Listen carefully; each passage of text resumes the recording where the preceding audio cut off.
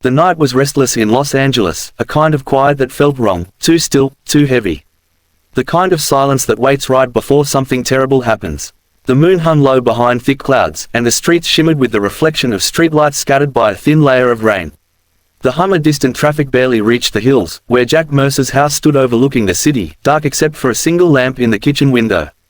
Inside, all was supposed to be peace. Jack Mercer drove up the winding driveway in his black SUV, the tires hissing over wet pavement.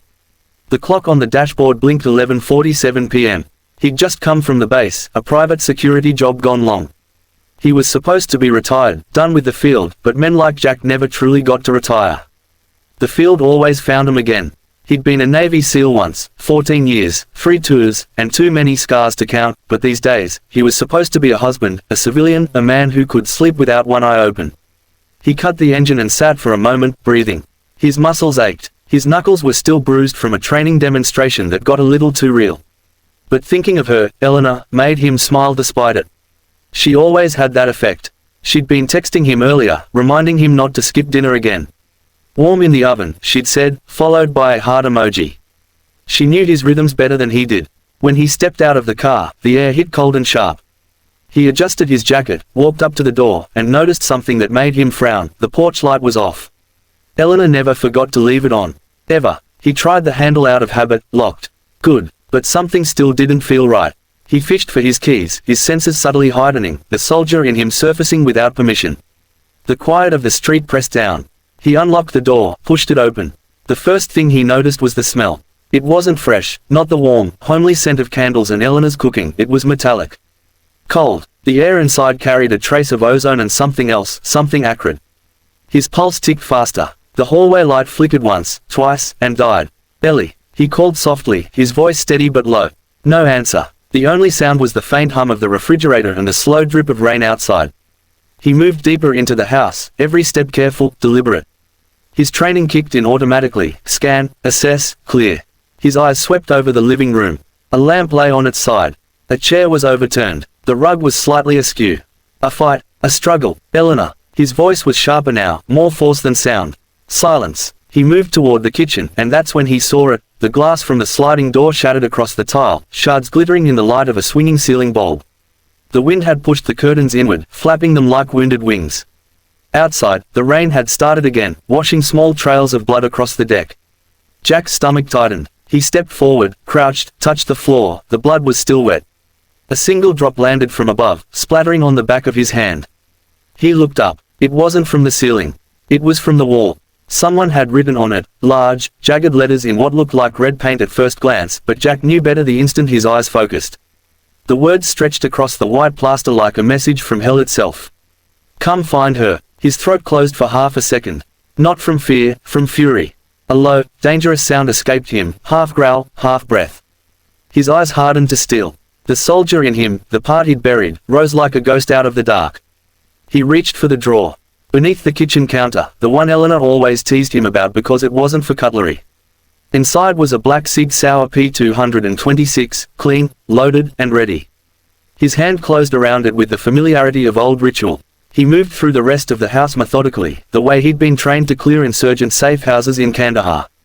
Room by room, corners, blind spots, reflections. He found the hallway table knocked over, photographs shattered on the floor. He picked one up, him and Eleanor on the Santa Monica Pier last summer, her laughter caught mid-motion by the wind. A crack ran through the glass, slicing between them. His mind raced through possibilities. Kidnapping, professional hit, ransom, revenge. He'd made enemies, plenty, from the old days. But who would know how to find him now? The house phone was dead. His cell had one missed call from Eleanor's number, timestamp 10:58 p.m. He played the voicemail. Static, then a muffled noise, a struggle, a crash, and her voice, faint, terrified, Jack, followed by silence. Something inside him broke. He dropped the phone, gripped the edge of the counter until his knuckles turned white. The rain outside intensified, slamming against the glass. He could feel the storm inside him mirror the one out there. He wasn't going to call the cops. Not yet. He didn't trust them to find her in time. He'd find her himself. He scanned the room again. The intruders had been careful, no fingerprints, no shell casings, no obvious evidence. But they'd left something else behind, unintentionally. His eye caught a muddy footprint by the back door, too large for Eleanor's, too heavy. He crouched, studying the sole pattern. Tactical boots. Military issue. That narrowed the field. He grabbed his laptop, opened his private surveillance feed. Every ex-SEAL had one: cameras, backups, motion alerts. The feed was blank between 10:42 and 11:10 p.m. Someone had jammed it. Professional work. Whoever did this knew what they were doing. He replayed the footage before the blackout. A dark SUV pulled up near the house. 4 men, masked, armed. They moved with precision. Formation entry, breach in 10 seconds flat. One of them was tall, with a noticeable limp on the right leg. Jack paused the frame, zoomed in on the patch on the man's shoulder, barely visible, but enough. A red skull emblem. His blood ran cold. That symbol belonged to the Black Vultures, a private mercenary outfit he'd tangled with 2 years ago during an off-book op in Venezuela. They were ex-contractors turned traffickers, and he'd put one of their leaders, Victor Drazen, behind bars. Apparently, Drazen had friends still walking free. Jack leaned back, breathing through his teeth. This wasn't random. It was a message. They wanted him to come for her. They wanted a hunt. Fine. He'd give them one. He turned toward the closet in the hallway, pulled down a locked black case from the top shelf, punched in a code, and opened it.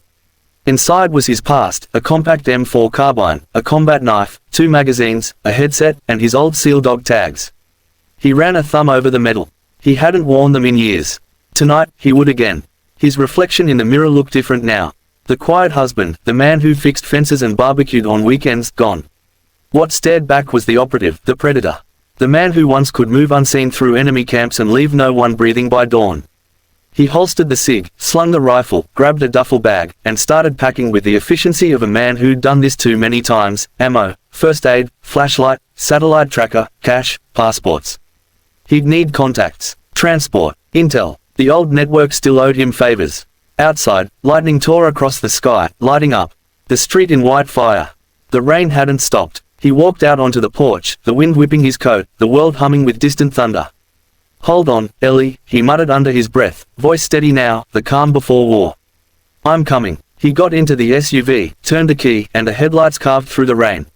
He glanced at the rearview mirror one last time, the house, dark, empty, a ghost of what it had been hours ago. Then he shifted into gear. His phone buzzed, an anonymous text message appeared on the screen. "Unknown, if you want her alive, come to Black Sand Island." No coordinates, no time, just the name. Jack smiled, a cold, dangerous smile. The kind that only a man with nothing left to lose can make.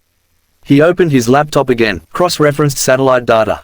There was only one, Black Sand Island, in the Pacific, privately owned, uncharted, controlled by shell corporations tied to offshore arms trading routes. He'd been there before, years ago. He remembered the place: volcanic terrain, jungle interior, fortified compounds, private airstrip. It was a death trap. He didn't care. He floored the gas, speeding into the storm. The night swallowed him, headlights cutting through the downpour. Each drop of rain on the windshield felt like a countdown. Every mile brought him closer to the fire. In his mind, he saw Eleanor, her smile, the way she used to trace her fingers along his jaw when he couldn't sleep, the way she'd whispered, "You don't have to fight anymore, Jack." But she was wrong. Now, he did. For her. And anyone who stood between them was already dead. They just didn't know it yet. The world was still black when Jack reached the hangar. The rain hadn't stopped for hours. It fell in silver threads, turning the tarmac into a mirror that caught the glow of the sodium lights above. The clock on his dash read 3:17 a.m. He'd driven straight through the night, from Los Angeles to a private airstrip outside Long Beach. No stops, no second thoughts. His SUV rolled to a halt beside a weathered C-130 cargo plane, engines whining low, like it was waiting for him. 2 men stood near the loading ramp. One of them, a wiry figure with a grizzled beard, stepped forward as Jack got out. He wore a bomber jacket and an expression that said he hadn't slept in days. "Jesus, Mercer," the man muttered. "You look like death." Jack didn't slow. "Good. I plan to share the feeling." The man, Cole, an old contact from their SEAL days, let out a dry laugh. "Heard about the hit on your place.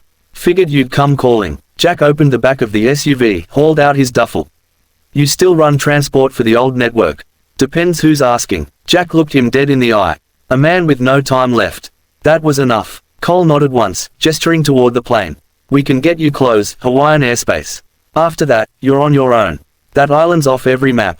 Private, restricted, Black Vulture's territory. You know what you're walking into."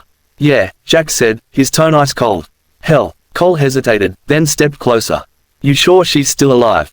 Jack's jaw clenched. "They want me there. That means she's breathing." The older man studied him a moment longer, then reached into his jacket and pulled out a patch, the same red skull insignia Jack had seen on the merc's shoulder from the footage.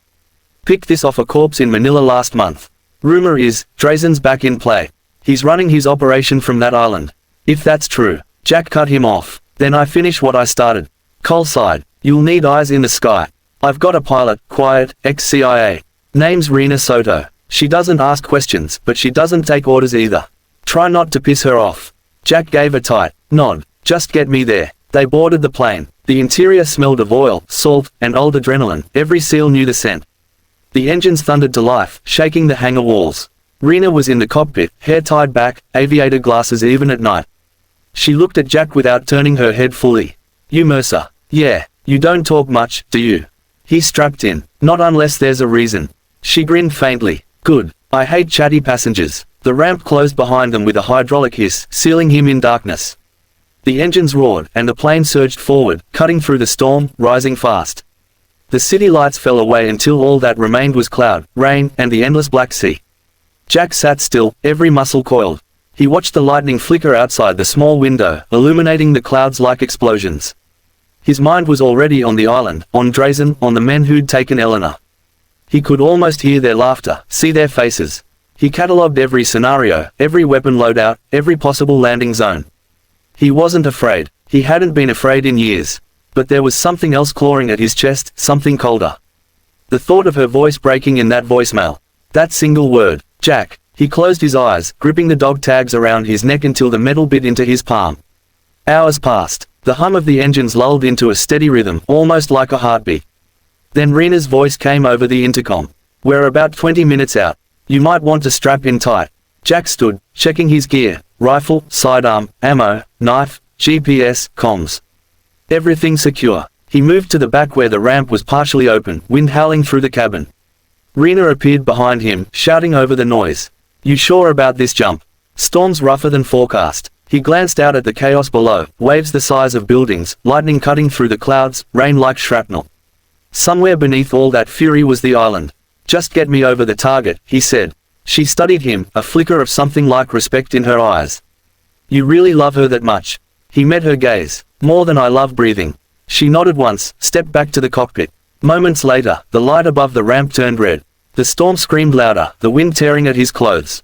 Jack crouched, counting down in his head as the light flicked to yellow. He looked at the photo taped to his rifle stock, Eleanor, smiling, the ocean behind her. Green. He jumped. The wind hit like a hammer. The world exploded into chaos, rain slashing across his visor, thunder rolling like artillery fire. He plummeted through clouds, body twisting, stabilizing, fighting the storm's pull. Below him, a faint outline appeared through the lightning, jagged cliffs, dark jungle, a single glowing compound near the shore. The island. He pulled the chute at 500 feet, the canopy whipping open with a violent snap. The wind caught him hard, dragging him sideways. He fought it, muscles straining, until he steered toward a clearing near the tree line. He hit the ground hard, rolling through mud and leaves, landing in a crouch, gun up, breath sharp. The jungle swallowed him whole. Rain hammered the canopy above, drumming like war drums. The air was thick with the scent of salt and earth. He cut the chute, hid it under brush, and took stock of his surroundings. He could see faint light in the distance, torches, probably patrol routes. Voices, too, foreign, rough, laughing. He wiped rain from his face, pulled up the small wrist GPS. The signal flickered, jammed. Not unexpected. They controlled the island's comms grid. He started moving, low and fast, his boots silent on the wet ground. Every sense was alive. He could hear insects, the squawk of birds, the mechanical click of distant rifles being checked. He passed through a thicket, paused at the edge of a ravine. Below, two mercenaries patrolled with flashlights, their movements too lax for professionals, complacent. Jack watched them for 10 seconds, then moved. He dropped down behind them, silent as a shadow. One turned just in time to see the gleam of the knife, then nothing else. The second tried to shout, but the suppressed pistol cut him off mid-breath. Both bodies slipped into the mud, swallowed by rain. Jack dragged them aside, searched quickly, radio, ammo, cigarettes, and a keycard with the logo, Drazen Industries. So it was true. Drazen had rebuilt his empire here. He moved on. The terrain grew steeper as he approached the compound perimeter. He stopped just inside the tree line, looking out.